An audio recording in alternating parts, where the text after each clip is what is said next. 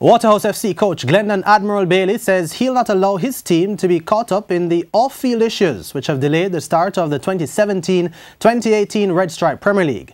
Bailey says they are using the time to fine-tune their preparations.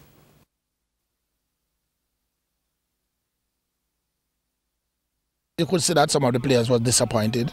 I think they were ready and upbeat and roaring to go. It never happened. So we just have to refocus and shift our energy and get ready again for this week. We try not to follow what is happening in the political side of the football. We're just trying to keep focus on the football itself. In the meantime, Bailey is also focusing on his team's first challenge, which is set to come against UWI FC.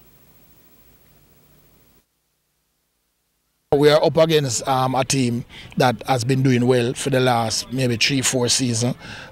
Finish way up in the top 6 last year. I think second, which is UWI. I think they start training just the same time as we.